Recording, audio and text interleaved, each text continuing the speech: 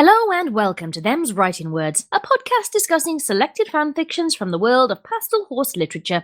My name is Scribbler, and I will be your moderator today, in as much good as I ever do in that role.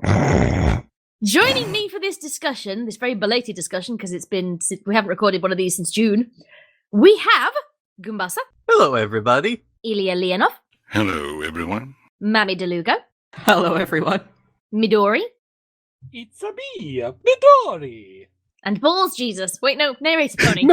Don't introduce him like that. Please do. I can introduce my boyfriend however I want. Hi, everyone.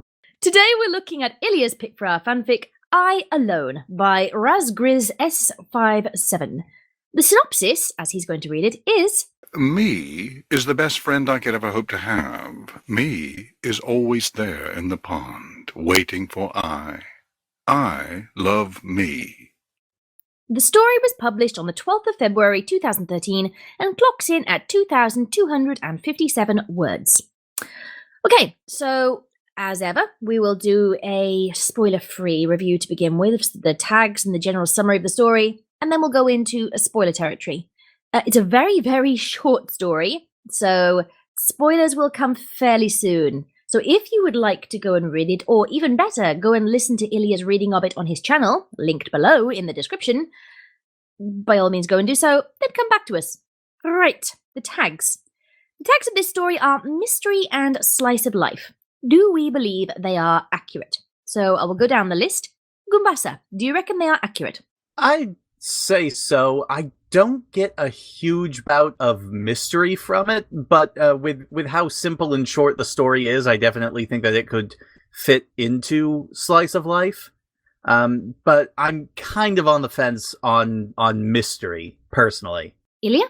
I pretty much agree with what he just said. It's definitely slice of life, although it's a slice of a life of someone we know nothing about outside the story. Mystery implies setting up something to solve later to me, and I don't get that. It's just there is sort of a mysterious air about it, so I'm not sure about the mystery tag. Mami?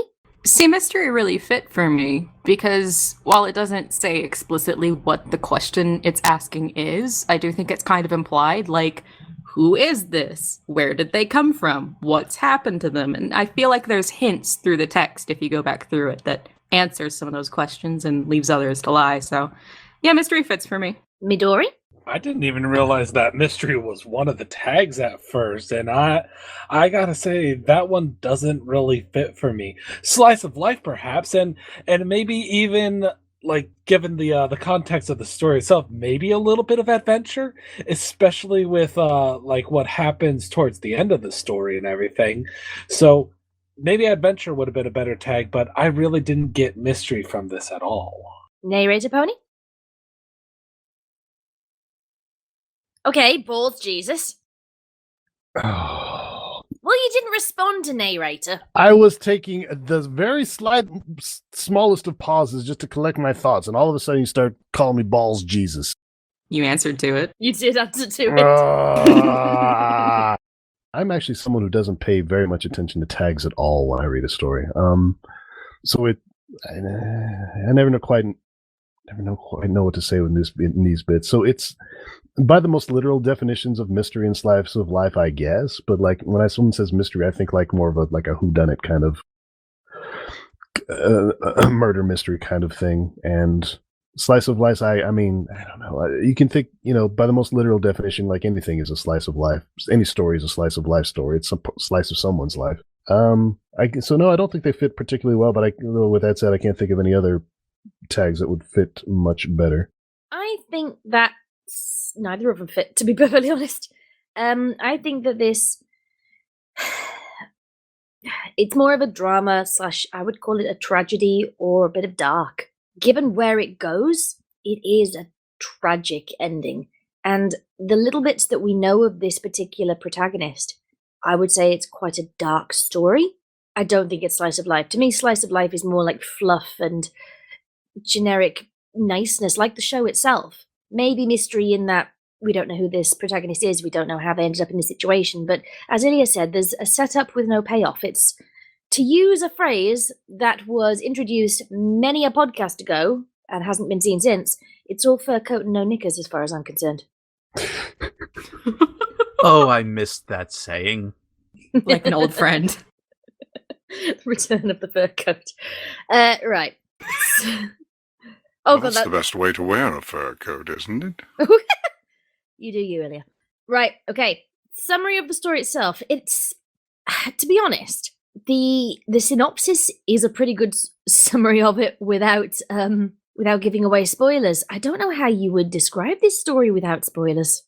So I'm going to make the executive decision and say that was our spoiler-free discussion of this. Go and read it. It'll take you 10 minutes. From here on, we're in spoiler territory because, Illya, can you give a summary of the story in its completeness, please?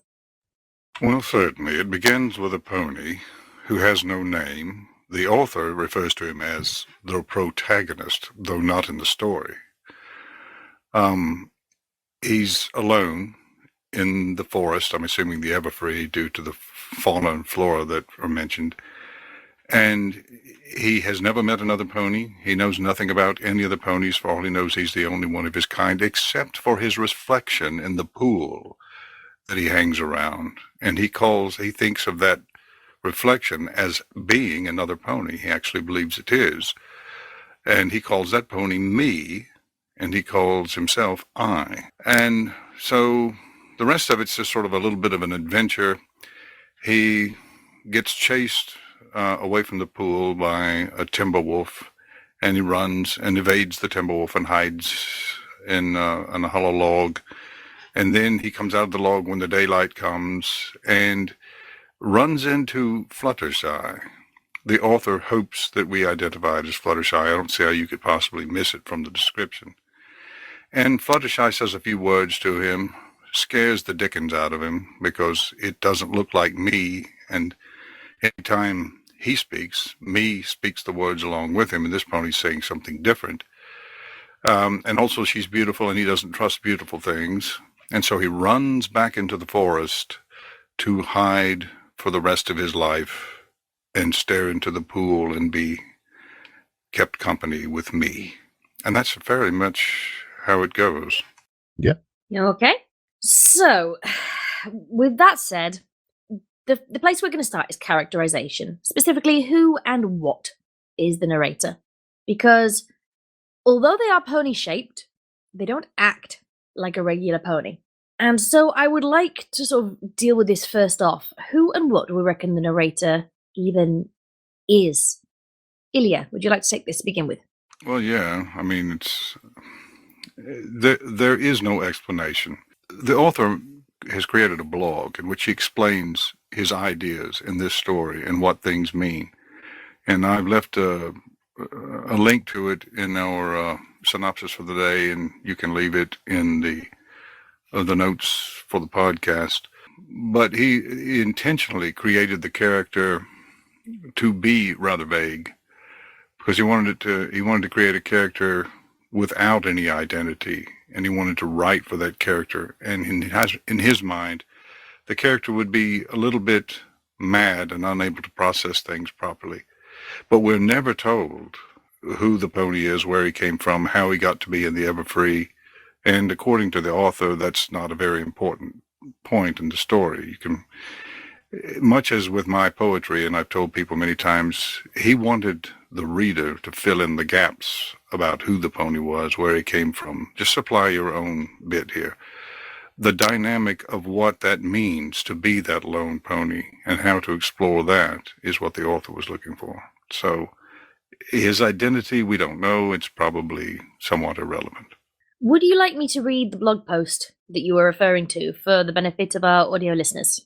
I don't know. Do we want to do that now or later? I mean, you can if you want to. I've got it in front of me, so I may as well. Okay. Sure. Go for it. Okie doke. So it's entitled On My New Story, I Alone, from February 12th, 2013.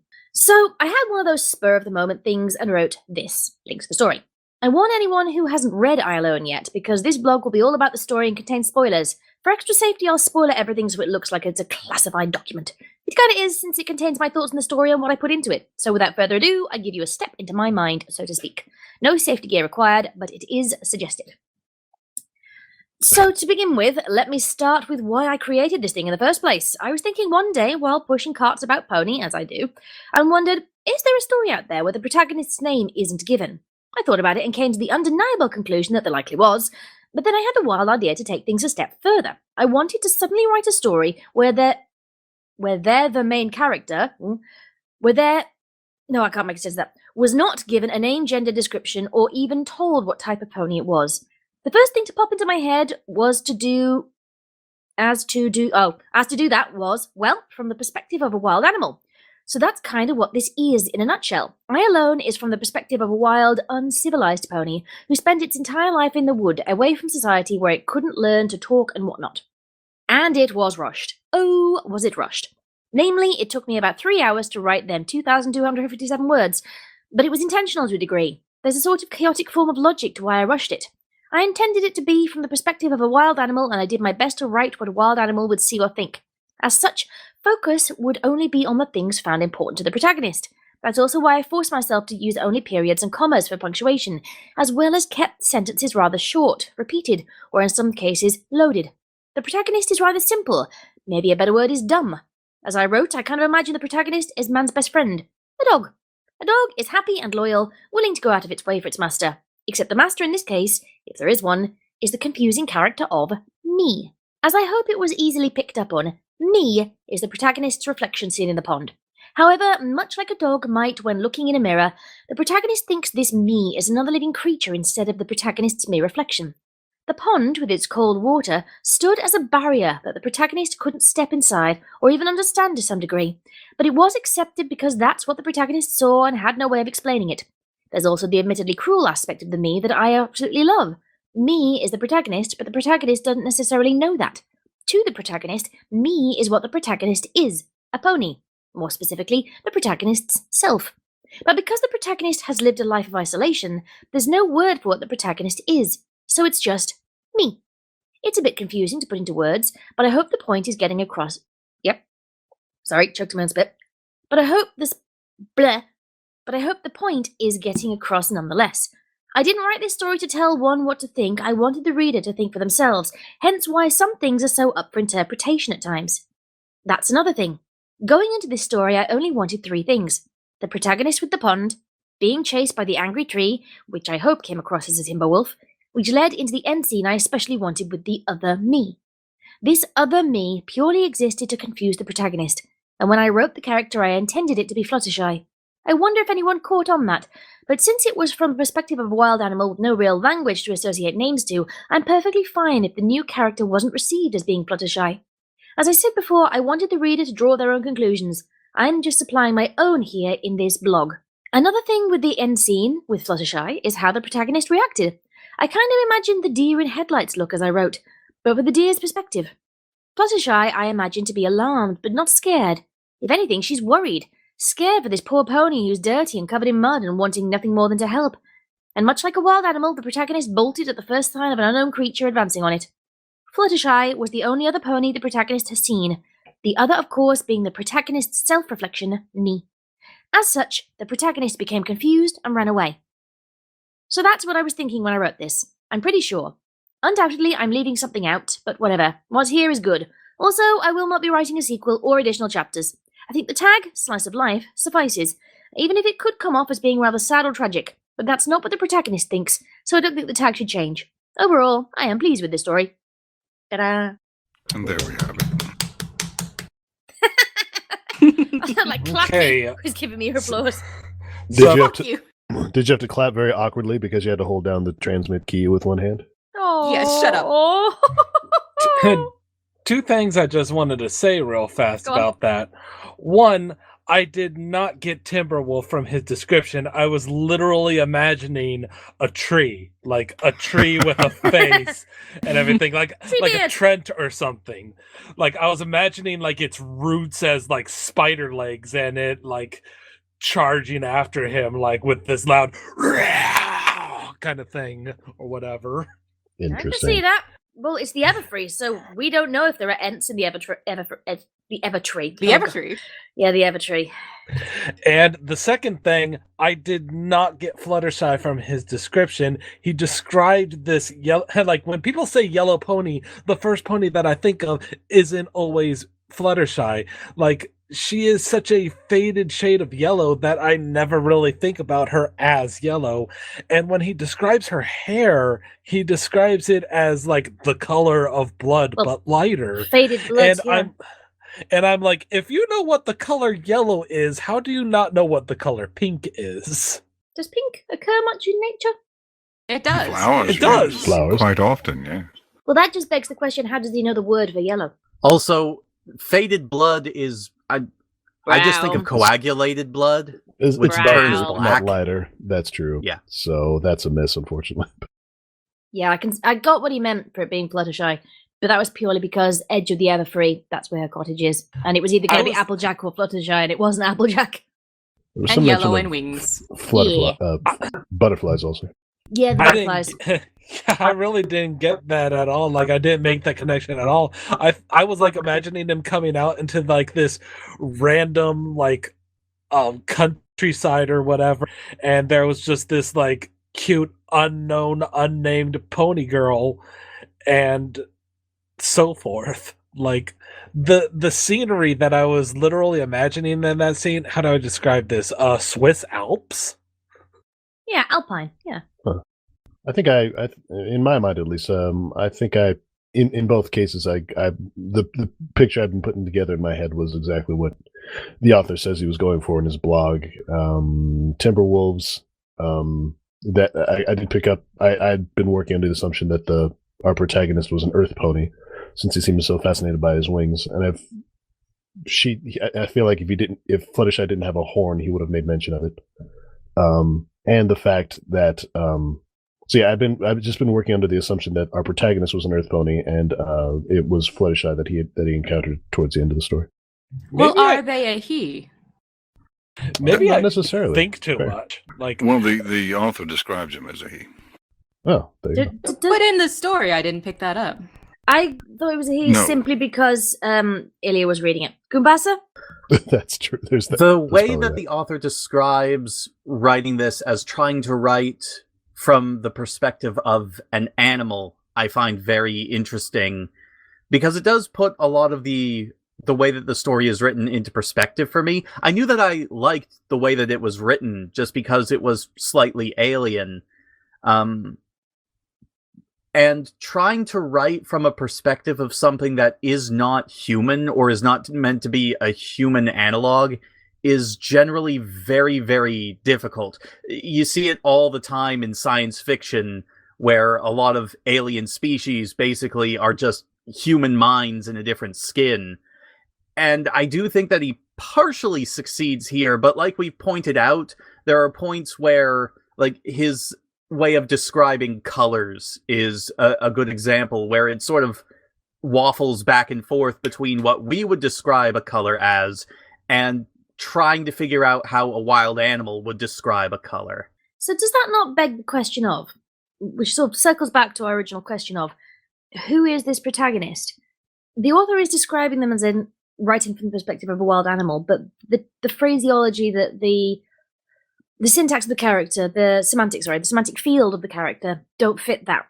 Could this then be a pony who did used to live in society, but it was so long ago, or they were so young that it no longer has that great hold on it? The way that you remember things from your childhood, but you don't remember how you know them from your childhood. Maybe? I have something on that. Go on, Illya. Go ahead. Well, my favorite movie in the whole world is Nell. People who know me know this. It's the story of a child who was raised in isolation from the world, but she has a language. She had a twin sister and a mother who lived with her in the woods. But when there was a couple of doctors researching her, trying to find out some things about her, and they were looking up records on wild children. And there haven't been a great many cases of wild children. There certainly haven't been enough in order to form any sort of research consensus. There's just been a few of them found. There was a wolf boy in some culture in France or something, and then there was Jeannie, Jeannie, who was raised alone in a room, but they don't know whether these people actually suffered from mental retardation or whether their problem came from the fact that they didn't have language. And I've always held that without language, it's impossible to form a theory of mind where you can understand other creatures from your perspective. So either this person, this pony, had exposure to language at some point, so he could understand other creatures and their motives and things a little bit, or he had his encounters with me in the pond, would have had to have been at an early age, formed the basis of some sort of a language between them so that he could flesh out his theory of mind. But I think that would have been necessary at some point for him to have this language because it was told in first person. So that does lend credence to your theory that at some point he had lived in society. I think that if the author truly wanted it to be from the perspective of a wild animal, unfortunately, third person would be the only way to go because a wild animal would not have enough clarity of self to be able to formulate thoughts from a first person perspective. So purely by choosing first person, that kind of fails as a concept. Anyone want to add to this? I would disagree with that. Go on then, I Mami. think I would too. I'm going, narrator. We'll fight it out between the two of you. Who's Alright. going next? I'm going. Fuck you. Go ahead. Well, the narrator isn't necessarily speaking to anyone. Like, this isn't written down, and it's not being told as a story. It's just kind of a stream of consciousness, the way it was written. So it's very likely that this is just kind of a translation of what the character is thinking. Like, it doesn't have to be that they actually know these words. It could be that this is what their thoughts would look like in words if they knew what words were.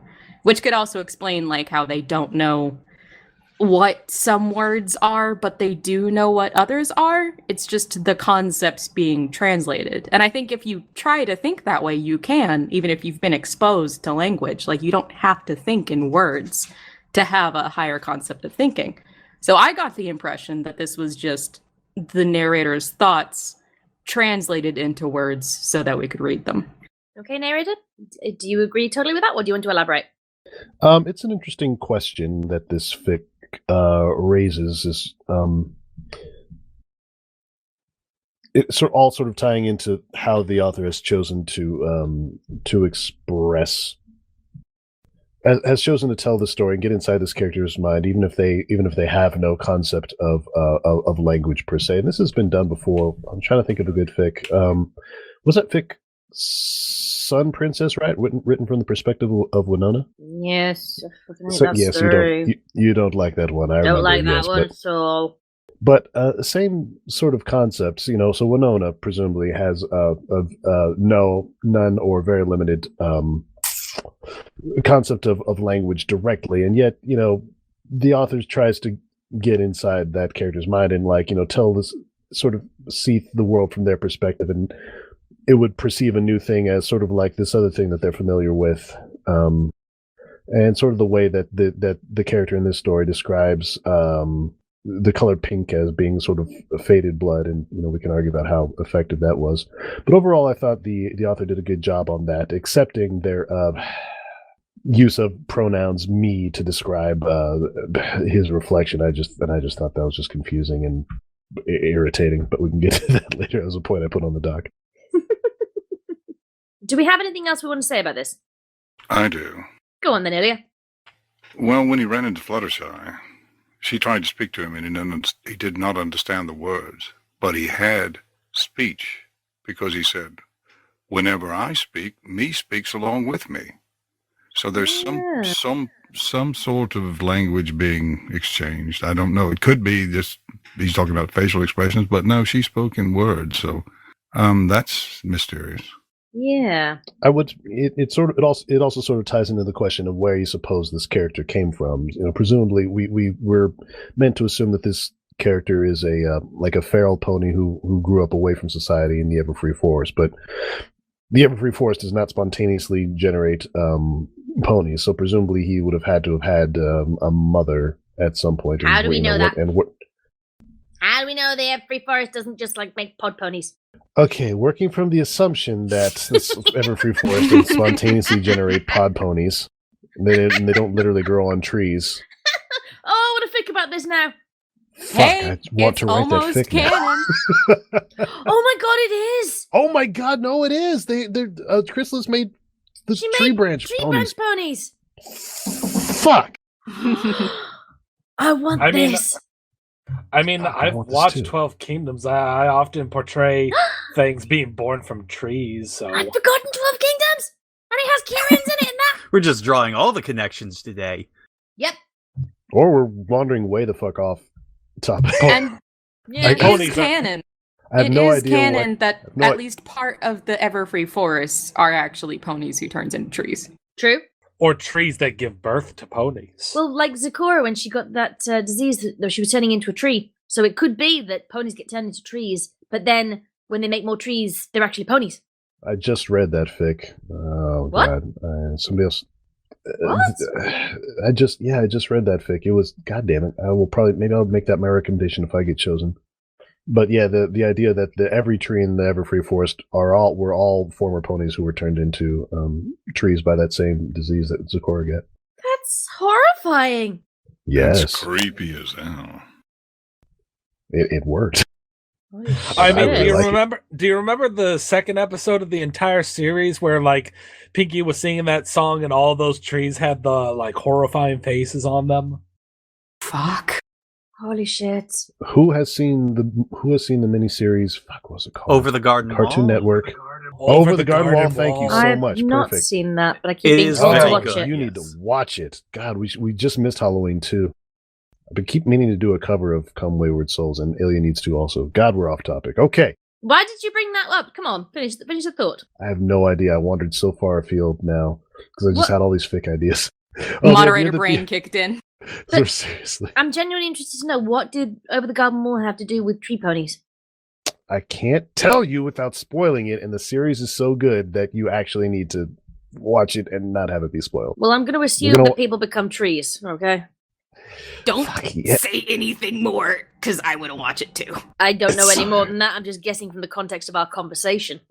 How Yeah. have you guys not Just- watched it? I live in No. the UK. We get nothing.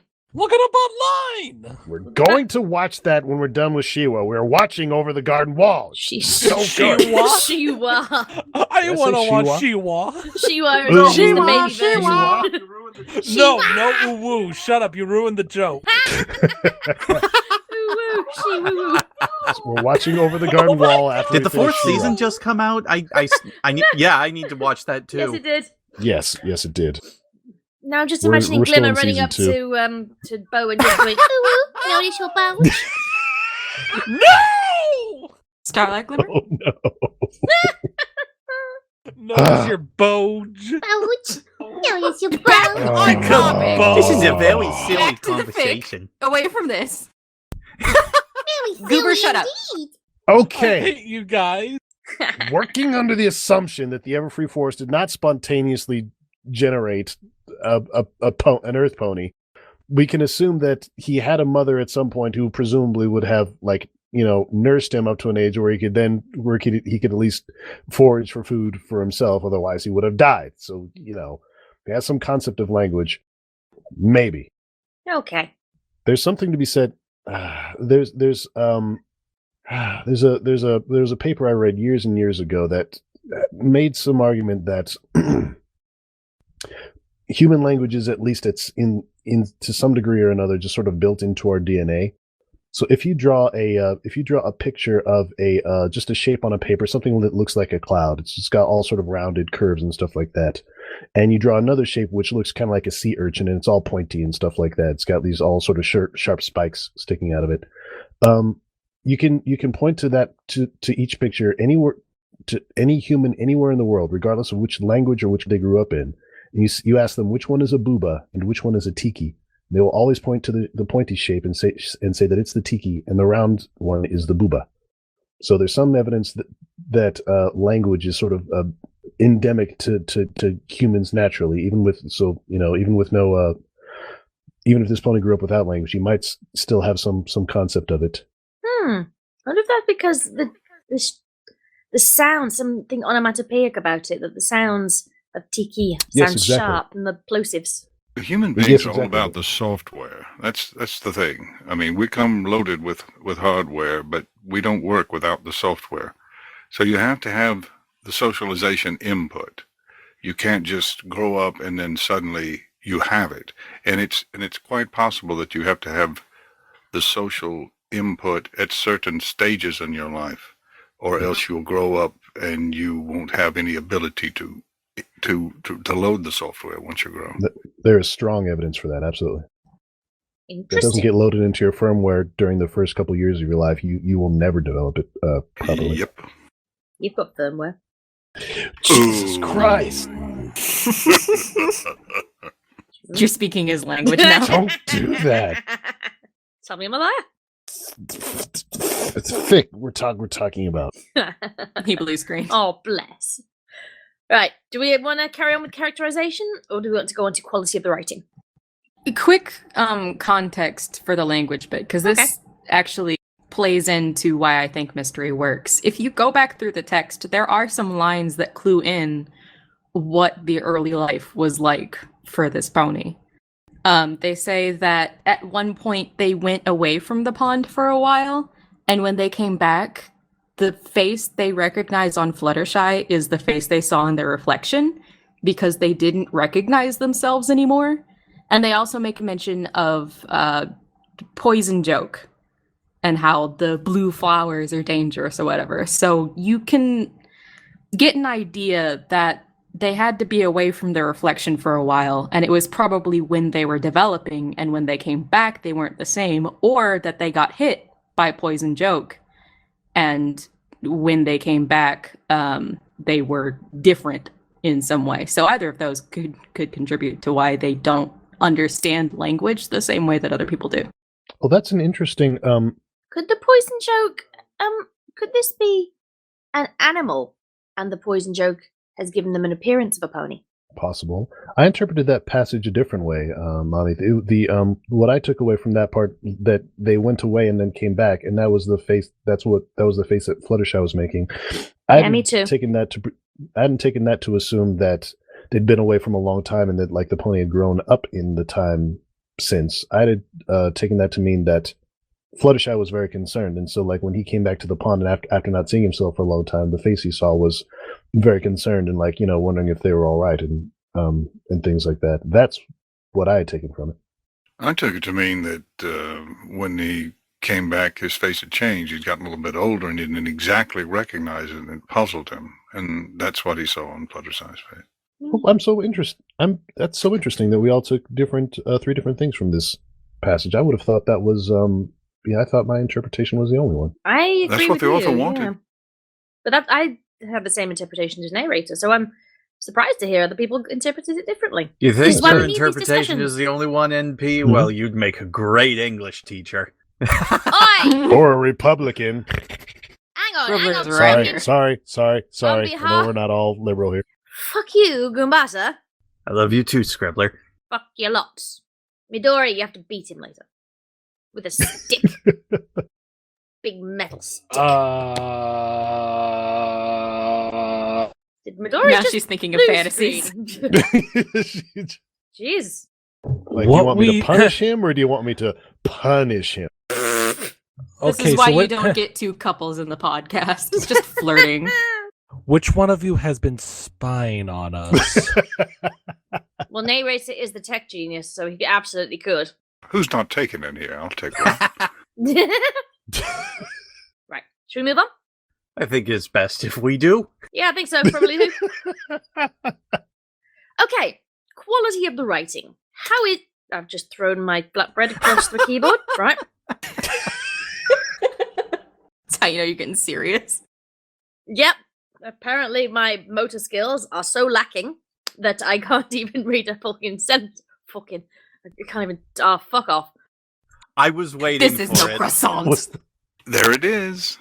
Meh. Yeah, I can't read. Quality of the writing, how is it in our estimation? Does anything stand out? Who didn't speak much last time? Midori, you get to go first. Midori, stop fantasizing about beating Goombasa. What? Wait, what are we talking about? Okay, maybe that wasn't the best way to follow up what you just said. Yeah. What are we talking about? We're on point 4. Quality of the writing. Okay. How is it in our estimation? Does anything stand out? I'm trying to think if anything particularly stands out. I mean, it's a lot of stuff that we've kind of talked about up to this point, as per usual when it gets to being about my turn. That's why I wanted you to go first on this one. You didn't get to say a lot last time. We weren't already talking about it? We've been on this point for a while. What, quality of the writing? We were on characterization before. Well, the quality of the writing is... I think that it's very well written in that, like Gumi said, the way that the author writes this story, the way that they portray the protagonist as like a wild animal. I suppose I didn't get wild animal, but a wild pony, yes. I got the idea that they were somebody that was raised in the wild, but like they might not have been born there per se. Hard to say, but like I don't know if there's a specific turn of phrase for how this was written. I don't think that it's like second person or anything like that. It's really unique in the way that the protagonist addresses themselves and their perspective on everything around them. So I do think that it was well written, but I also think that a lot of different people are capable of having different perspectives on how things are portrayed in the story, as has been established by now. Goombasa, your butt was topping? I adore the way that this fic was written, in particular the way that it portrays the main character, because the way that it's written, for a good amount of time when I was writing it, I was not convinced that it was in first person. Instead, the author was talking in third person, but just referring to this character as I, with the reflection just being me. And I thought that was a really interesting way of writing the story, just having a character who was named I, or as far as we know, just only referred to as I. So again, the way that it was written made me think that maybe this isn't first person at all. Maybe it's third person, but made to trick you into first person. At least that's the impression that I got when I was doing my first read through. That's brilliant. It's very clever. Sorry, I was choking on that same flatbread that I threw across the keyboard. I was smart. Aww! You're always smart. Why else do you think you're on our fucking podcast? I could name a few good reasons. We don't get dum-dums in here. Nope. You don't give yourself enough credit, honey. You are very intelligent. You are far more intelligent than I. I'm sorry, I couldn't help but notice. Did you just say A yourself? Or give A yourself? Is that what you said? I said give yourself. I heard an A in there. Never mind. Maybe this conversation's going in an interesting direction, considering that... Maybe there was an A in there because I stuttered or something. But then again, we are kind of on opposite sides of the room from each other, and we have each other muted and mumble so that there isn't any feedback. Why do we have each other muted again? Echo. You two are adorable. Midori! I could listen to you talk all day. Anyway, that's the end of my statement. Okay, Illya, what do you think? I like the interplay of words and the way it made me constantly think about what was written.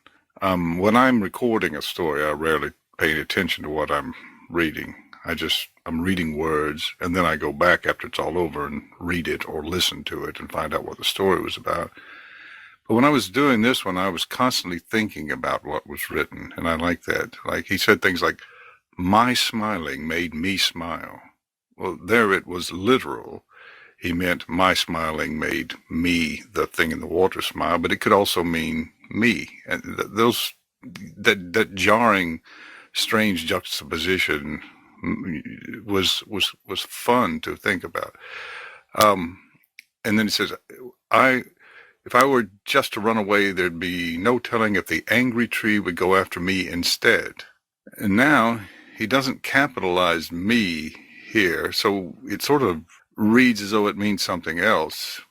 And this also, he uses I sometimes, and sometimes he uses myself, which is kind of odd when he's speaking about himself, and not when he's using it as a subject of the verb. But he says, there was no doubt in my mind it was still after I, and that made me consider grammar, because it grates on the senses. It's, ow, ouch, because you would say me there. But then it made me think also, why is I the only pronoun which is always capitalized? I couldn't figure that out.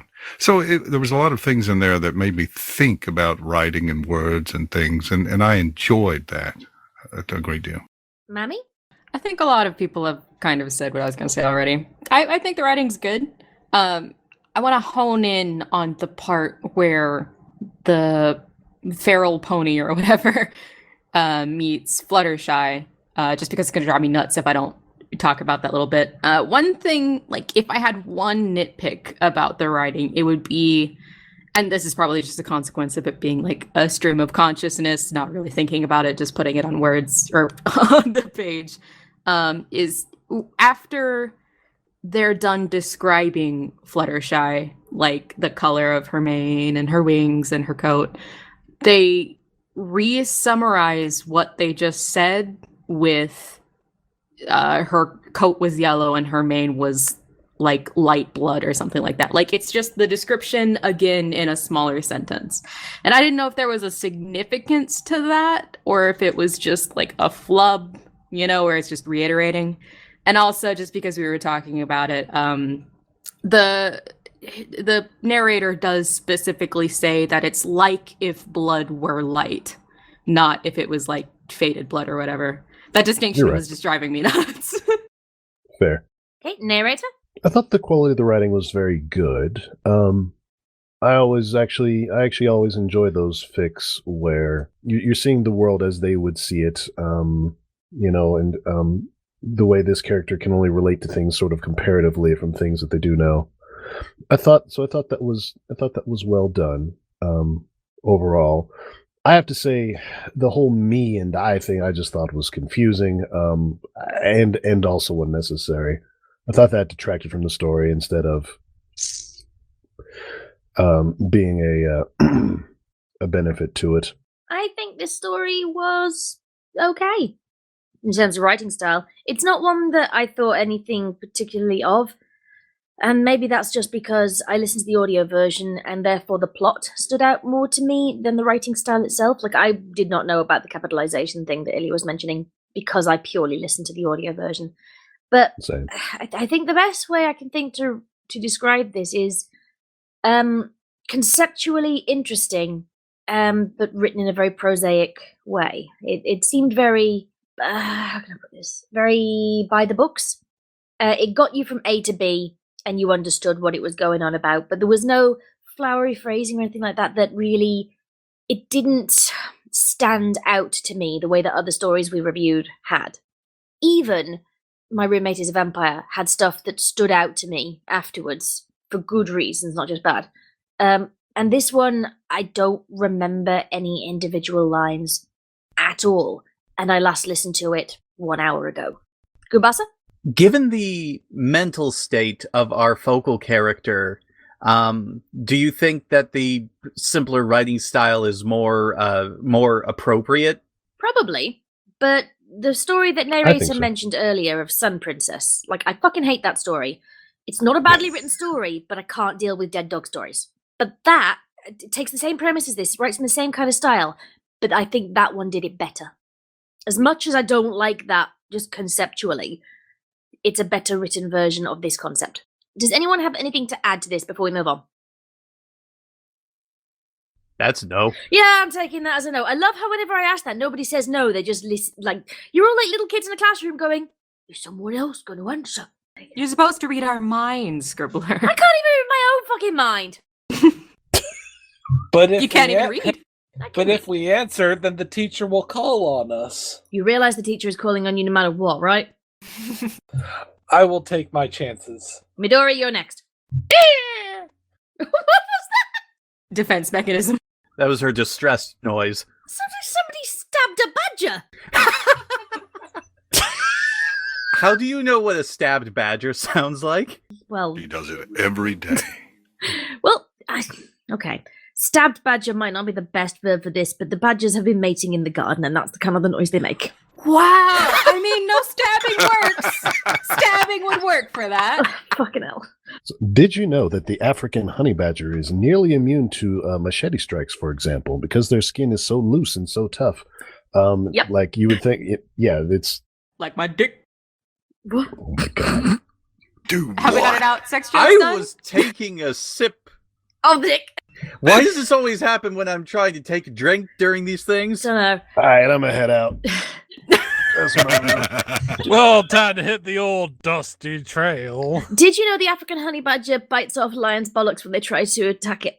Effective? Yeah. Yeah. Is it just like them or something? It Can't wait till a lion attacks. Well, it's like Narrator said, it has such loose skin that they always grab it. It can turn around inside its own skin, get underneath the lion, and bites their balls off. And hence lions know not to bite on honey badgers. They are fucking amazing I creatures. forgot. We've watched the same fact feed, Yes, haven't I we? sent it to you. I mean, Send that's it to me. that's a lesson you only got to learn once at least. I'm Yeah. sending you all the link to this fact fiend video, and I'm putting it in the description below because it's so amazing. Ilya? Well, you would learn that lesson twice if you missed. Anyways. What, do I have an opinion on the honey badger? I mean, What? yeah, if you want to. Know nothing about them. Right. We have finished with quality of writing then. So, pacing. How do we feel about the structure of this fic? Goombasa? I think for the length that the story is, it was it was perfectly paced for what it was. I don't really have much more to say on that beyond that, but I think with the way that it's written, with the story that it was trying to tell, and the length that the story is, I think it was paced fairly well. Ilya? I like the pacing mostly. I was rather disappointed at the end. I think the most important part of the story is the fact that the protagonist, in the end, goes back and stays with his reflection in the pond. But there was only like 2 sentences to that, and I thought that should have been at least a paragraph. I suppose, though, it's the importance that the protagonist places on it of, this is the way things should be, that's all that really needs to be said. Mami, what do you think? Well, I don't think pacing really matters all that much in this story, because it's not like there's like a core theme that they're trying to get through. It's just, this is what Pony's doing now, and now this, and now this, and now we're done. So yeah, it was good. Midori? Yeah, I feel like it was a bit too short to really have pacing per se. I mean, it told its story in the time that it was allotted. Yes. Narrator? I thought it was. I thought the pacing was fine for what it was. No complaints. I think it was short and sweet and over in a treat. It's difficult to really say more on the pacing because this is a story that doesn't really have like the tenets of what you get from even a slightly longer story. There's no like rising action, climax, or falling action. Not really. Like, you could say that there is a climax in when the nameless pony meets Fluttershy, but there's not really a whole lot of falling action that comes before it, and there's not really a whole lot of rising action before then. True, I guess. Anyone want to comment on that? I disagree. I think the whole encounter with the timber wolf counts as a rising action in the arc. I think the story is actually fairly traditional in that regard. It certainly has it's miniature, but it has a 3-act structure. Yeah. But that, considering that was about pacing, we outpaced ourselves there. That took less than a minute to get through everybody. Yes. What the fuck happened to you all? Where are my actual people? Now, I'm not sure if I added this or somebody else did and didn't add their name because this doesn't seem familiar, but it seems more like an Illya point. What are the themes of this story? Anyone want to go first? Identity. Well, Okay, Mami. Go ahead, Illya. Oh, Illya. No, well, No, Illya. Okay, Illya. well, I would like to go straight to the Narcissus thing because well, let's not go there yet because we got a point on that. But the story was important to me because it was a somewhat limited exploration of one's relationship with oneself. It's good if you can be happy alone with yourself, but it's probably a bit unhealthy if you prefer that. I have spent many years living alone, and I absolutely adore it. I prefer it. But I did have many years of living with other people as well, so I haven't spent my whole life like that. But the fact that he runs home to the refuge of himself is sad, and it characterizes a way a lot of people live their lives today, isolated and alone. And I think that's the main theme of the story to me. Mami? Well, I'm not sure it is sad, because I kind of disagree that this is something that could be perceived as dark, but maybe that's just my perspective on lifestyle choices, I guess. I didn't think it was sad that he went back to himself, because the narrator is kind of a wild animal, and there's good and bad to the way that they're living. And I don't think that they would necessarily be happier in society. If you hear fucking around in the background, it's my cat being an asshole with a pill bottle. What was I saying? Yeah, I don't think they would necessarily have been happier if they went with Fluttershy. So I think they're perfectly fine. God damn it, Luca. He sounds like he's having fun. I was just waiting. And he's very cute, but fuck off. I was just waiting for... He just wanted to emphasize your point about wild animals following their nature. True. I was just waiting for Mammy to chuck something at him, for it to hit the pill bottle, make a loud and the cat to just No, he's my son. I love him. I would never. Aww. Narrator. As others have said, I think it's actually a pretty interesting exploration of your relationship with yourself, and and also to a degree the relationship of that we all have with society. And I actually think that it's this is the sort of the tragic aspect. I think he would have been happier going with Fluttershy and learning about the rest of his kind. I think I can make an argument that that human beings and ponies, being sort of human stand-ins in this case, are actually not meant to live alone. Well, I think that fits in with the idea that it should be a tragedy story and not just a slice of life. Yes. He has no experience with love. Love is the most important thing in the world. And that's Absolutely. The sad part. He loves That's himself. the tragedy. Yeah, he does. He loves me. But me doesn't love him back. He just thinks it does. But it does, because it's him. Isn't that what all love is? I mean, there's a treatise to be said that the nature of love is entirely in one's own head, because although people can say they love you, how do you know? But there's so many facets to love. I mean, if only one person in the world loved you, or you only loved one person, it's a sad existence.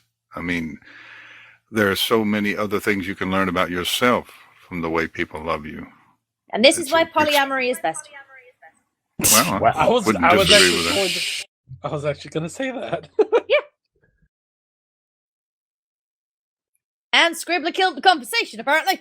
No, I had something to say. It's just Cat being a fucker again. You know what that's like. Hi, kitty. No, don't encourage him.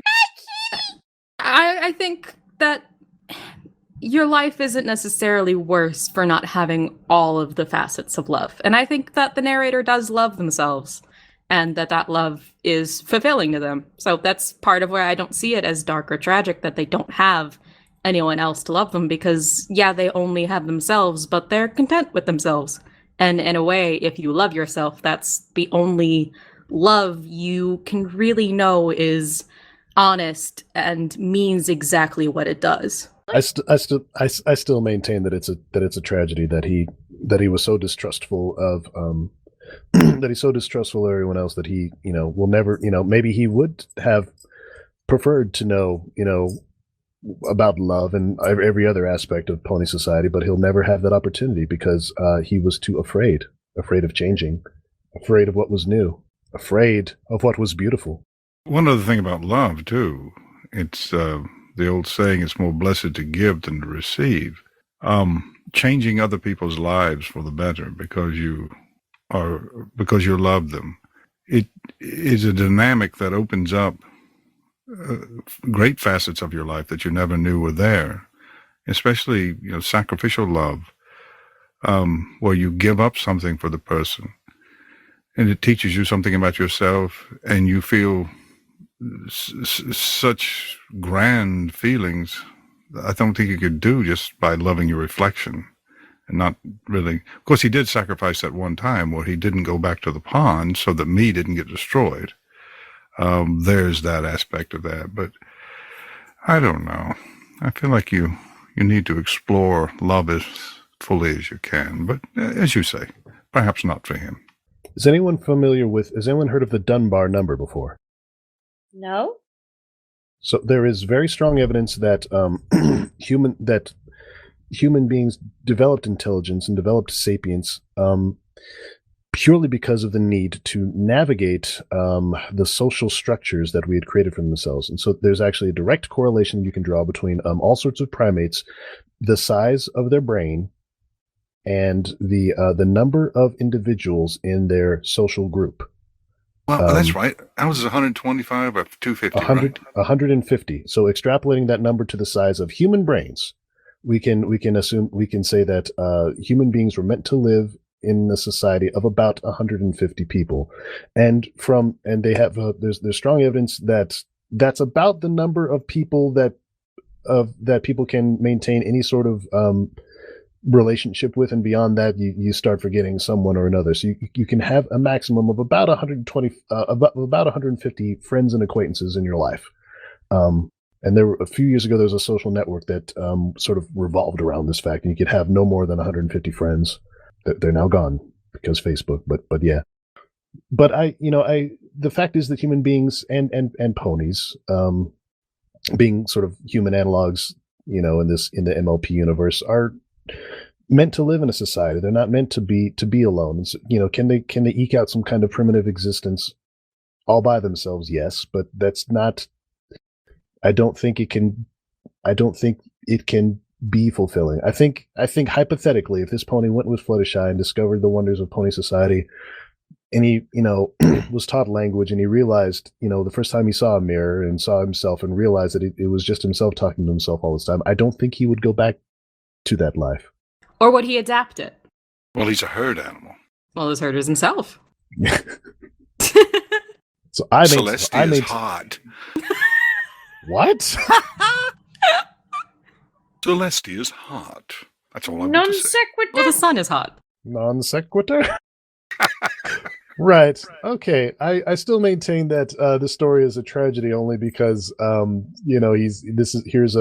let's presume it's a feral pony who will never know about the larger world, and I think that's sad. Well, I think is my point.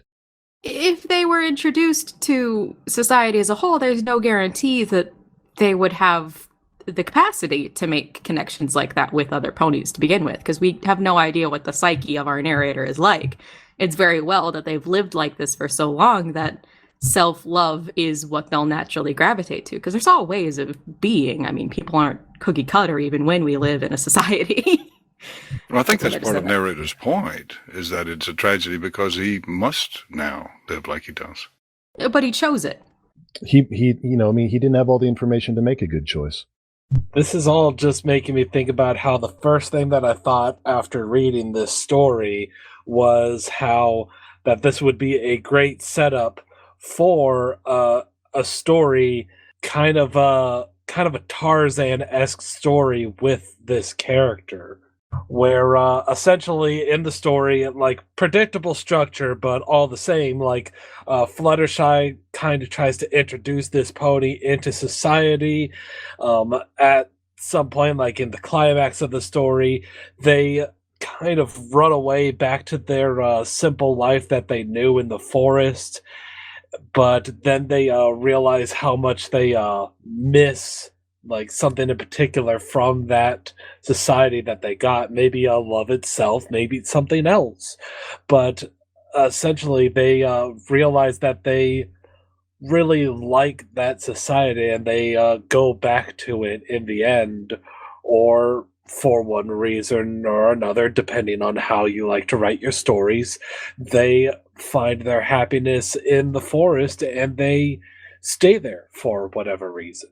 Well, it's a bit like the Amish in that case. You know, a lot of people assume because they're allowed to leave their community that, well, obviously they'd see the joys and benefits of larger society and would all integrate instead of going back. But a lot of people do go back because that's the lifestyle that they prefer. And you could argue that they have a more informed decision they can make because they've experienced society. But I'm not sure that the narrator would necessarily want to be a part of larger society and be happier there than he is in his own little forest, just with me. And in your defense, there are humans that are built specifically that way, that they only want to live alone. They don't ever want to encounter anyone else and probably are better off for it. Although those people are few and far between and are generally given the choice, which this pony wasn't. As far as we know. Yep, as far as we know. Hihikimori otaku. What? Hihikimori otaku? No, saying it again doesn't make it any clearer. Wait, like you guys don't know what like, am I saying it wrong or something? Like an immoral hickey or something. We have 30s and 60s in this chat, Midori. Hihikimori otaku. It's a phenomenon in Japan right now where these otakus, they're kind of becoming shut-ins. They don't want to interact with real people. They just stay in their room all day.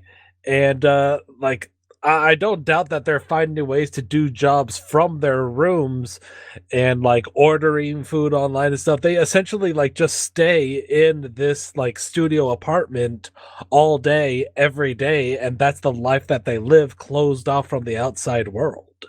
Well, the reason that they're able to do that is because in Japan, family is everything. And so if you have a family member who chooses to not integrate into society, the family is obligated to basically just keep taking care of you. And they're never encouraged to really sort of push this person to try to integrate with society.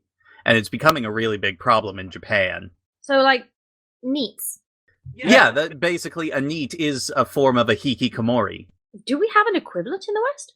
Slackers. What was that? What did you say? Sliders? Slackers. She said slackers. Well, there's just sliders, like people who go between dimensions and haven't got time to get a real job because they're hanging out with Jerry O'Connell.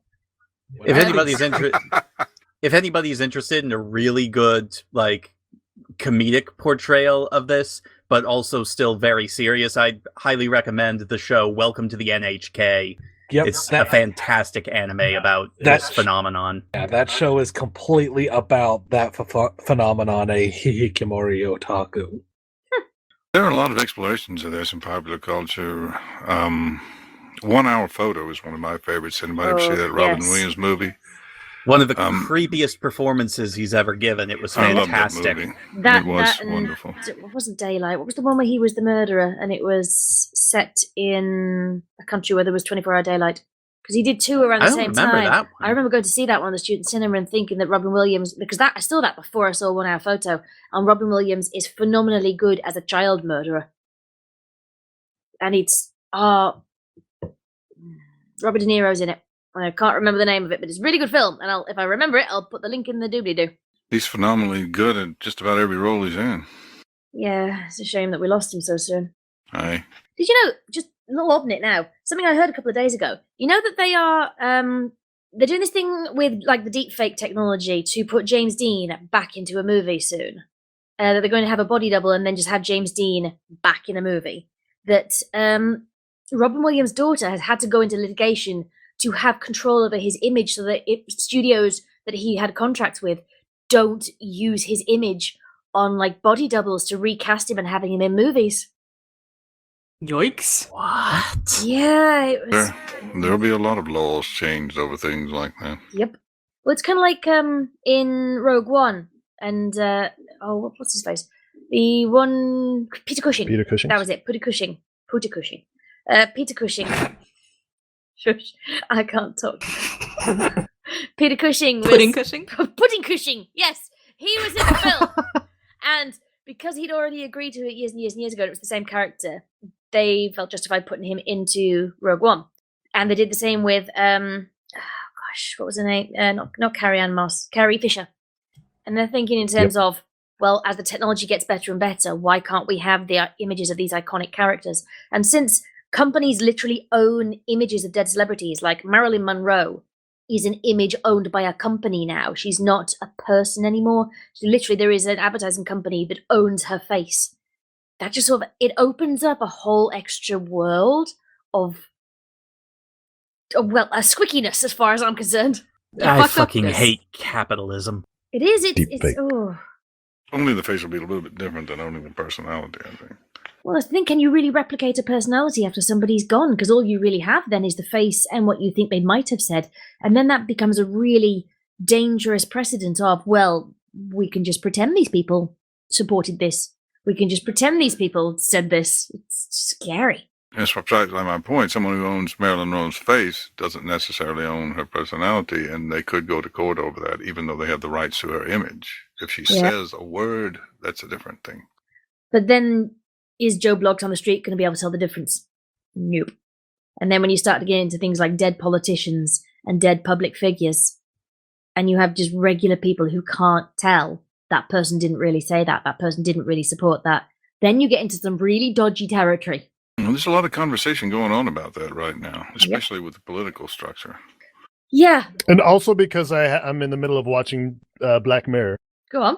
Oh, it's a recurring theme in a whole season of Black Mirror. I've not seen Black Mirror at all, so I don't even know what the show's about. It's an anthology series, isn't it? Kind of like, yeah. So they're not an overarching. The different characters each time, so it's kind of like Twilight Zone or something like that. Each one is its own self-contained story. And the entire point of Black Mirror is to kind of show the horrors of like modern technology and whatnot. Really? Yeah. Ooh. You do realize we're actually talking about making real changelings now. That's kind of scary. Yeah, it is. See, this is why I prefer shows like Love, Death, and Robots, because that is deliciously over the top. I don't want to think about societal structure. It's, I don't know, it's just really depressing sometimes. This is why ponies. Happy escapism.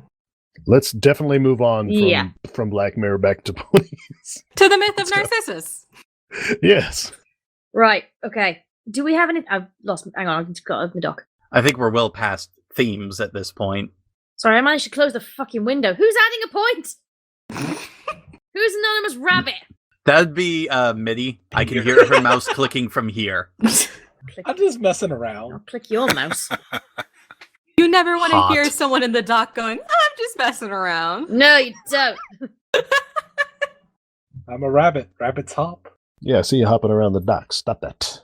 Brings us back to the bunny smut you were going on about earlier. Bunny smut? Sorry, I've just been told that Pussycat has come back in because the fireworks have frightened him. Oh, baby. Apparently my mum went to the back door and he'd gone to the back door and was crying because the next door neighbours had been setting off fireworks. This is becoming a really big problem in the States. People setting off fireworks in the neighborhood, scaring pets. They're illegal here. Well, one of my neighbours at work, one of my people I work with, their neighbour had a dog that a firework went off in the garden next to theirs and the dog ran out into traffic and died. Oof. Oh. Yeah. Mm-hmm. So I fucking hate fireworks. Really fucking hate them. Yeah. So, don't care. 4th of July. Fuck it. We don't have a 4th of July. We got a 3rd and a 5th. I have a super tragic story that'll completely bring down the mood of the podcast. But No. I'll save Go it on for then, another balls, Jesus. time. No, I actually am not going to. It's really bad. Tell us the story and Thank I can always you. clip it out. No. You can't. Okay, Midi, stop up your ears. Fine. So there was somewhere in Europe, I think maybe like Switzerland or Sweden or one of those. Wait. Um, Does it involve a cat? not a Does it involve a dog? Not a house cat, no. Okay, I can't listen. Does it involve a dog? Bathroom break. Not a dog. Okay, because I can't. The way Mammy is with cats, I can't deal with dogs. Bye. Tell me we're done. Okay, maybe I just should not tell the story. Yeah, maybe don't. Literally everyone except Illya is tuned out now. I'll just not tell the story. It's fine. Scribbler, if you make me listen to this story, I will read out fucking Sun Princess or whatever. I won't make you listen. Midori's muted herself. Move on! I'm just going to not tell the story. That sounds easier. Yeah. Yeah, considering it seems to have been slightly traumatic for everybody in chat, might not be a good idea. The last few times I saw fireworks, they exploded over us and everyone had to scramble to their cars and try to drive away before the fire rained down. So that's why I don't like fireworks. Hate fireworks. Right, Midi can come back in. Meryl looks around curiously, cautiously. I'm not going to tell. I'm just not going to tell the story. I made it easy for everyone. If no one knows, it didn't happen. Exactly. All right, then. Why are we in a Texas shootout? Everyone's lowering their guns. No, it's a Mexican standoff. Fucker's tearing up my backpack. 1 second, cat. This is all going so well. So, perhaps I should lighten the mood with some context to Mammy's comment earlier, since a lot of people weren't in here for a lot of golden conversation. I forget why it got brought up, but it got brought up that I should write, like, drugstore novels, like just drugstore romance novels or something. And I was like, but I wouldn't be able to because I would just write a bunch of like fantasy romances with like creatures that don't exist, like furries and mythological creatures. And she's like, that makes it so much better. And like I randomly was like, he stroked his hand down the leg of his bunny wife, brought up her large rabbit foot, and then coochie, coochie, coochie, coochie. I'm so glad I got to relive that. And it's recorded now. Yeah. You can't deny it now. And then like everybody's just like, well, there's a market for that. Like, you have no idea. I'm like, well, I have every ideal. Furry porn will pay your bills. It's true. I ducked out for a second and I come back to the words, furry porn will pay your bills. I'm not wrong. You're not wrong, but where did that come from? What part did you Midi. leave on? The cat had to come in, so I was giving him a scritch. Yeah. Where did you leave the conversation? Not long ago. So, Did you get any of my reiterants of the drugstore romance? So the myth of Narcissus. The myth of let's- Narcissus. let's just... You realise that I will hear all this in editing, so shall we move on? Let's move on. Fair enough. I'm fairly certain people have stuff they need to do today. Yes. So, comparisons to the myth of Narcissus. Illya. Okay. I brought this up.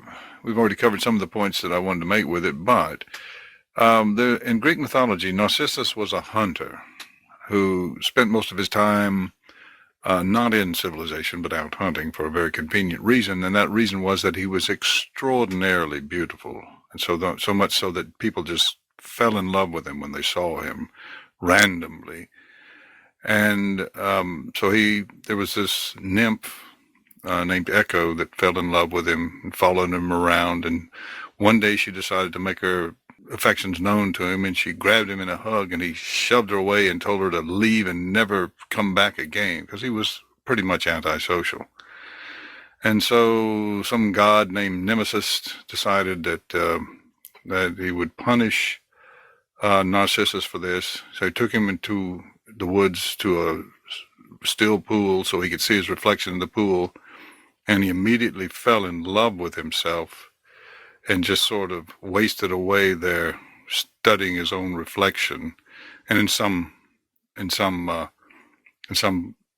tellings of the myth, he actually took his life from despair because he couldn't be with this reflection in the water. And of course, that's where the term narcissism comes from. And it seems to me there are some parallels in the story to it, that he is so taken with me, his reflection in the pool, the pony doesn't want to be away from him for very long. I thought it was a pretty obvious parallel. In the story of in the tellings of Narcissus, I had always heard he had drowned himself because he dove into the pool of water to try. Gosh, now I remember. Now I'm remembering that I've heard several different interpretations also. That one version he thought he saw himself in the pool and thought he was drowning and tried to save himself. Another that he sort of he was just sort of went mad and literally dove in the pool to be with himself and just kept diving down to the bottom. Yeah, there's a few stories that have different tellings of it. So in terms of how it relates to this story, it's sort of, I thought it was interesting. It's almost like a reverse Narcissus. You know, he trusts me, the pony in the pond, that is, because he's ugly and he perceives things that are ugly as that are out to get him. Is literally what he says. I thought it was things that were pretty were out to get him. That's what I. You said, is that what I said? You said ugly. I'm sorry. Things that were I misspoke. The things that are ugly are trustworthy, and dependable. But things that are beautiful are always out to get him. Like it's always a trap, like the blue flowers. So in that way, it's kind of interesting that it's a reverse, sort of a reverse of the story of Narcissus. I suppose, yeah. Yeah, and because he goes back to the pond, goes back to the pond because that's something familiar and welcoming to him, and he feels safe there, not necessarily because he's in love with me, but because that's just what he knows and he feels most comfortable with, whereas Narcissus basically stays with his reflection until he dies, either by drowning or by wasting away, because he doesn't want to leave his own reflection. He doesn't want to leave behind something so beautiful. The story of Narcissus, like many Greek myths, is framed as a story of hubris, a story of somebody being the instrument of their own downfall. Does anyone have anything to add to this? I heard some variations of the tale of Narcissus where he actually had a dead twin sister, and that was why he was infatuated with his reflection. It comforted him. I honestly never heard that one before, and that makes him more tragic. Yeah, I was Googling it. And, you have no idea how reliable Google is, but it seemed like a reputable source that at least some variations of the tale had it that he had a dead identical or, close to identical twin sister. And the reason he was infatuated with his reflection, or so fixated on never leaving it, was because he couldn't handle the grief of her leaving. So applied to this story, that gives it a dark edge. I think that's an interesting idea, that maybe the reason this pony is so fixated on only being with themselves is what if they had a family member or someone who looked like them that they found comfort in that died? But it's all speculation, because it's just a nonsense fic that was written on the fly. But a what if. It's neat. It is. It's like a little episode of, Twilight Zone. Or in this case, Black Mirror, apparently. Does anybody else have anything to add? Nope. Only that it's entirely possible that we're reading way too much into it. Well, the author of course is we are. more or less. We always do. Especially given that the author has said specifically what was going through his mind, and he detailed all this stuff that he was thinking when he was writing it. None of it mentioned the tale of Narcissus. So, that's it. When you write a deep, introspective, conceptually high concept story like this, you kind of leave the story open to interpretation and death of the author. Whatever the interpretation we choose to have is valid. Well, that's exactly what the author has said, that he was hoping everyone else would hang their own feelings and thoughts on the story. He deliberately wrote it a little bit sparsely so that everyone could take their own reading from it. I mean, that's the fun of leaving room for interpretation, is to see where people take it and how your little fic baby develops. And then you can be like MLP and then just leave in random shit and then go, no! We changed all in the last epilogue. Yeah. Your ship is canon, unless you don't want it to be, and then it's not. That's a different podcast. I do appreciate the fact that the author did give his own thoughts on and his own interpretation for the fic, because there's nothing more annoying to me than when an author just flat out says it's open to interpretation without giving any sort of explanation as to what their own interpretation is for it, because that says to me that the author didn't have any sort of real idea behind what they were writing or what they were drawing. They just drew it to draw it, and then they're just throwing it out there for people to look at and have their own interpretation on it. Yeah, that's sloppy, and it's also somewhat deceptive. I think that if you write something, this is true of my poetry, I don't write many stories, but what you write should mean something to you. It should come from your heart. And if it doesn't, then you're not really in it. And why should I be? Well, I think the point of this one was that the meaning is the meaninglessness. It just is what it is. Is it though? So it's the Jabberwocky. Ah, fuck the Jackerwocky. Wow. The Jackerwocky. Jackerwocky. The Jackie Offie. Fuck the Jackie Offie has a whole different meaning, Midori. The author's use of pronouns, genius or irritating? Thus the real moderator chimes in. He's been here. Okay, so, narrator, this is your point. The author's use of pronouns, genius or irritating. Kind of like your use of a comma there where you shouldn't have one. Wow, you know what? Well, conjunctions and commas. You know I love you really. Low blow. I can't even you right now. Didn't you ever watch Schoolhouse Rock? Love you. I maintain. So I did not like the use of the way the author used pronouns and used the word me as the name of the character of the pony in the pond. I think that the story would have been better off if he hadn't attempted such word trickery and just literally used just said like the pony in the pond instead. Well, isn't that... I get the feeling that whole thing about I love me was where the story started. It strikes me as that line might have come before the rest of the story, and the rest of the story was built around that line. Thoughts? Anyone else? I liked it. I thought that was very important for, just once again, for the Narcissus angle, that he did love himself. And it may have just been implied, it may have not been what the pony was thinking, but I think it was what the author was thinking, that it had to be me so that he'd know that he had a sort of a love affair with himself, or he was a friendship with himself. I think that was important. You could be right. That doesn't mean I didn't find it irritating to read. Well, it was irritating because sometimes he used I and sometimes he used myself, and that bothered me. There were some inconsistencies. There were some inconsistencies in tense, too. There was a few things in there that I wouldn't have probably noticed if I hadn't been paying so much attention to the words because of the way the words were written. Goombasa? See, that, like I said back when we were talking about quality of the writing, that was to me, one of the more interesting thoughts about it, because I guess I just kind of assumed that a part of that was intentional, because when I first read through it, I didn't know if it was supposed to be in third or first person, because of the way that the pronouns were used and the way that I and me and myself were all, like, I kind of took them all as separate characters, though going back through it again, I did figure out that I and myself were sort of the same characters, but it just struck me as really interesting the way that it was written, and I just assumed that it was intentionally written that way to be confusing because of the way that our protagonist's mind was working, that there was no real consistency there. He was sort of trying to parse what he was seeing and what he was feeling in real time. Illya, you have a response to that?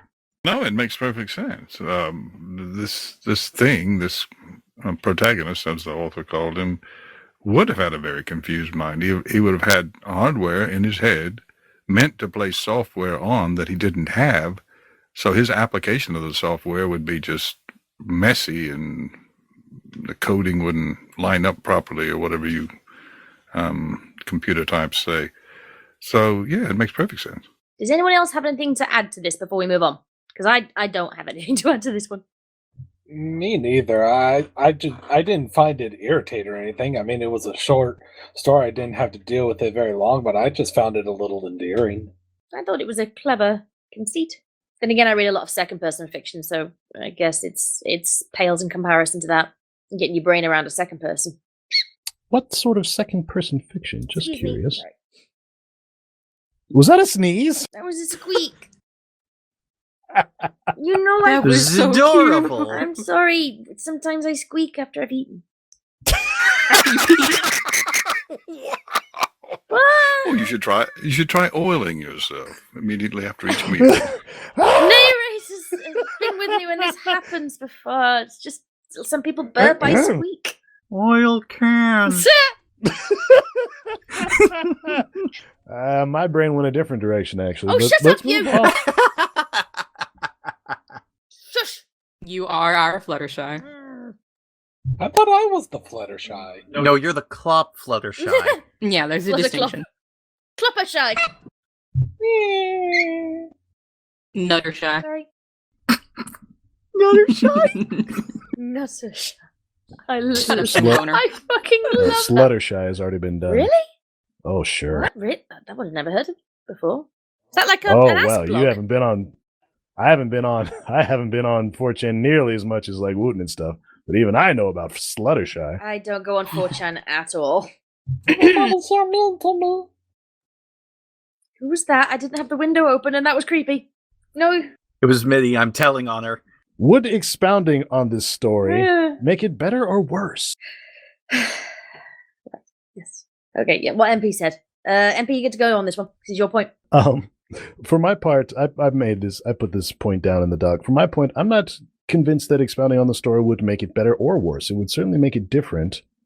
There's I would love to see maybe Fluttershy going out in the woods with the main six and trying to find this pony again, and sort of going through their process of sort of trying to bring it into pony society, and sort of there's definitely a story to be told there.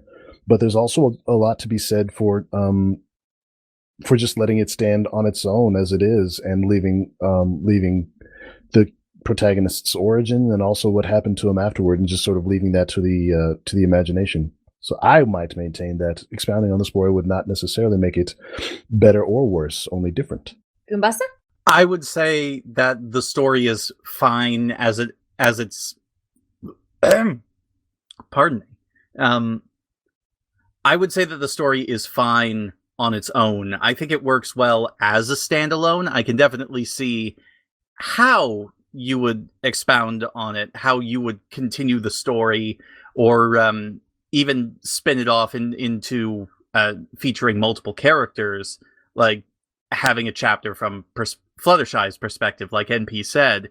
But I think as it stands right now, I think it works perfectly fine for the intent that the author put out there. And I do think that if more was talked about the main character's origins, I honestly think it might weaken the story, because part of the story's charm is that we're in the head of this pony that doesn't really understand how basic society functions. Not really. I get the same sort of vibe from this that I get from a well-done horror story, where generally it's better to not know what's going on, because when you don't know about something, it makes it more interesting or scarier. Mami, what do you think? I'm kind of undecided. On the one hand, I feel like it's almost a little too short. Like, I would have liked a little more exploration of the narrator's day-to-day, and like maybe more encounters, or just something more. I don't know. It felt like it was kind of lacking, but at the same time, it says what it needs to say. It's perfectly concise as it is, so I don't think expanding it would necessarily make it better or worse in any objective sense. I just personally wanted more. Never a bad thing to say about a fic. Midori? Like I said, I personally would love to, if I had the motivation, to write a story based off of this theme. I mean, I don't feel like it's necessary. I think it's fine by itself, but I feel like it could definitely be expanded on in a way that really works and is interesting. I've lost track. Illya, have you spoken yet? Oh, no. I was just going to reiterate what NP said. It wouldn't make it better or worse, just different. But the only thing, it would be a little bit tragic, because we wouldn't have the story that we do have. And I think it's a a nice story like it's written. Does anybody want to expound on the expound point, or are we ready for final thoughts? No, since you We're prefer ready, the people, Miss Scribbler. since you prefer the people vocally say, no, I do not have anything else to say. No. Sorry, Illya just then sounded so much like Goombasa. It shocked me when I saw that it was Ilya's lips flashing. Yeah, that threw me off a bit as well. Like, wait, did I just did Gumi's voice just slip through my mute? Yeah, exactly. NP redefining class pet. What? Mami. I didn't say it. Rude. I mean, I just don't say no because I don't want to speak for everybody. Aw. So pure. Aw. Right, final thoughts then. Right, so I will go with Illya first, and then go through everybody else, and end with me, and then we'll spin the wheel. Okay? Okay. So, final thoughts. Illya. Well, I sort of see the story in a way as a sort of litmus test. I used to tell people there was a couple of these things I have in my life. I'd say, when you look in your rearview mirror of a police car, do you feel threatened or do you feel secure? And what the way you answer that says things about you. When you read this story, do you think, oh, what a wonderful life that pony must live alone by himself in the woods? Or do you say, oh, what a tragic life that pony must live by himself in the woods? And the way you answer that question says things about you. And that I find that interesting. I always thought everyone would see it like I did. That, oh, gosh, it's a tragedy. But not everyone does. Even in the comments, I've noticed that. Goombasa? It's definitely a story that makes you think a little bit, even if you're not necessarily the type of person who thinks very hard about a story beyond its surface. I do think that this is one that really does make you think about the deeper context of what's being said, and I think the way that it's written is very interesting. I do think that it's something that's worth giving a look. Mami? It was good. It was one of those fics where if I were to recommend it to someone, I would probably recommend that they read it with a friend or something and then talk about it afterwards, because it's just really interesting what different takeaways every person in the podcast had. We had similar ideas in some ways, but in others, we clashed almost over whether or not this was a tragic fic, and I still maintain that I don't think it is. I think it's just a nice little story about one way of living life. It was good. Midori? I think the story is up to a lot of different interpretations, even if it might come off as us reading into it too much. That's just the way that a simple, fun little story like this can be sometimes. And I also think that it could be expanded on more for a genuinely interesting story. Narrator? I admit that this story sort of resonated with me, just because when I was growing up, I just didn't have a lot of friends and stuff like that, and I even distinctly remember writing this is the edgiest, angstiest thing I'll ever publicly admit to, but I literally wrote an essay in one of my English classes about extolling the virtues of living alone, and that human beings were meant to live alone. And looking back on that now, I cringe at that, not only because it was in my edgy angsty years, but also because I was really, really wrong, and I've reversed my opinion on that 180 degrees. And I think that if I had been allowed to continue on that path unchecked, then I would have lived a very tragic life. So so I admit that this story sort of resonated with me personally in a way that not a lot of stories do. So definitely a good fic and worth the read. For my part, I think it's alright. It's a nice little fic. It'll pass 15 minutes. Illya's reading is really good, but again, Illya's readings are always good. Correct. That's about it, really. Okie dokie. Right on. I shall spin the wheel. Oh, wait a minute. Ooh, Before okay. you do, I have one question to ask. Yeah. Have we totally lost our ability to rip a story to shreds when we review it? My gosh, what's happened to us? I'm We've scared. matured. No, we haven't. Maybe. That or this story was just that good. Yep. Right. I've This literally just finished editing the My Roommate is a Vampire fic review. That wasn't that long ago. We haven't lost the ability to rip a fic to shreds. We spent nearly 4 hours on that. no. We aim to do it when it's deserved. Exactly. I think it just shows that when we have stuff to rip to shreds, we don't do it undeservedly. We are not a one-trick pony. Haha. I never would have thought that this was the fic that we would find the most consensus on. Color me surprised. I was a little surprised too. I really was. We had a fun time with I was dance. gonna say we did like dance We're not evil-ish. Right. Yeah, it sounded wrong when it came out of my mouth. That was Cygnus's pick. True. It had to be love. Just like Cygnus. Everybody should go and read Cygnus' He stuff. Indeed. Link to the description. And in the description too, because Scribbler can't talk. Siggy is love. Siggy is life. He's going to kill you. You're gonna kill me too. So Yeah, Have you we'll ever see been killed by Cygnus? It's I feel like wonderful. he's smothered to death by a pillow made of velvet. Wow. Yep, that's what you say just before That's you a die. lot. so about that. So about So about that wheel. wheel. Right. You're spinning. You're spinning. It's Narrator Pony! No, that was so Whoa, it confusing is. for me. Phew! I don't have a figure ready picked. What was that one you were I have one in mentioning mind, but I earlier? can't remember it. You just said you were going to pick that one if you got picked. I don't remember. What was it about? Something about fornicating cats or something. What? I don't know. What? No. That was definitely not the It was the one about. I mean, if you can find no, it. it was the one you said about the Everfree Forest where all the trees were actually ponies. Oh, yeah. Oh yeah, that was it. What the fuck was it called? Someone did a reading. Who the fuck was it? Quickly Googles. I'm so sorry. We can put that in later if you want. I realized like halfway through, I was like, I don't have a literally, pick picked out. I hope it doesn't land on me. If you go and have a It's look, like that kid quick, in the outfield. we can Oh, just the leave tree it one. recording, and I can just edit out this bit, and we can just go, "What's your Oh, pick, fuck's narrator?" sake. And it'll immediately cut to, "This is my pick." My Little Pony, the magic of editing. Yes, My Little Pony editing is fuck magic. Apparently, a lot of people were not happy that those leaked. By lots of people, do you mean people from Hasbro? Like a lot of people on the show staff were not happy that those outtakes leaked. They were never supposed to be How did released. they get out? Don't- They're Who cares? amazing, though. They're amazing. They are amazing. Yes. Where I did they think come I from? found right. it.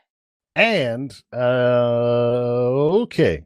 I think the fic is called The Secret of wait. the Everfree. Narrator, what is your pick? My pick for next time will be The Secret of the Everfree. That was a totally impressive bit of non-editing we just did there.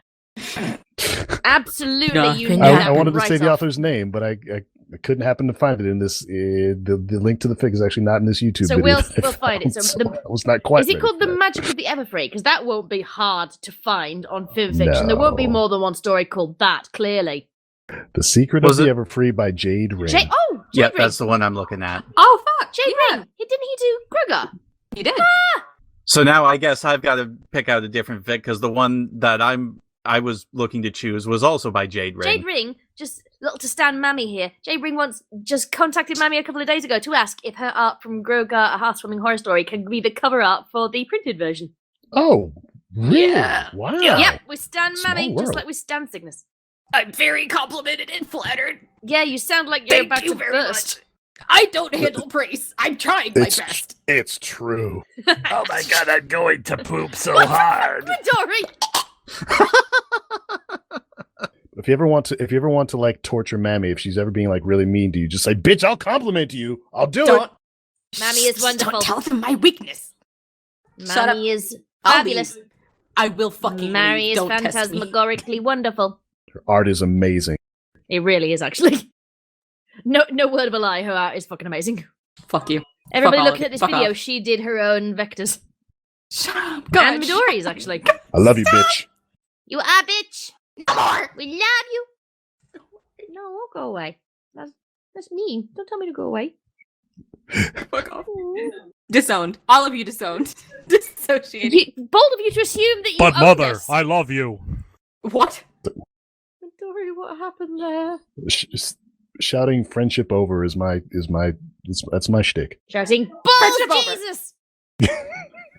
I fucking can't stand to not adore you.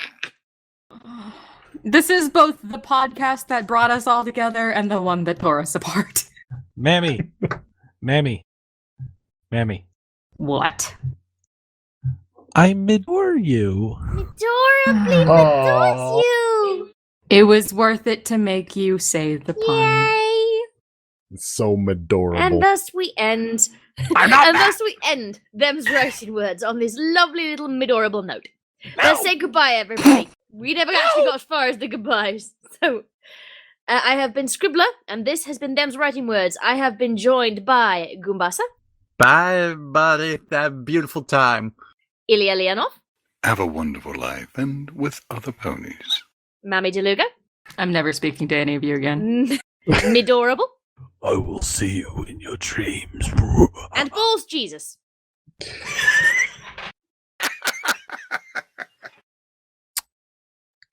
Good night, everybody. You responded! And I have been Scribbler, and he was actually Narrator Pony. Bye, everybody. See you next time. Bye.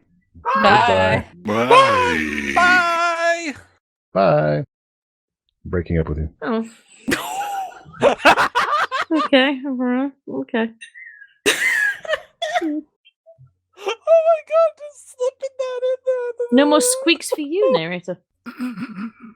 Ah! Oh my god. There's no more points to go on to. That made me think of a very funny joke that I Go saw on. one time. Oh no. Basically, this one in this comic, this dude started getting into a relationship with a girl, and he went back to his place with her and everything. They went to his room together. His roommate started passing by their door, and you just hear this squeaking coming from inside the room, and the dude, like his roommate, freaks out. He's like, oh my god, no, it finally happened. It's a sign of the apocalypse. And he runs away, and then it shows inside, and the girl is just laughing, and her laugh is just a squeak. And he's like, come on, the joke wasn't that funny. Wow. Scribbler all the way.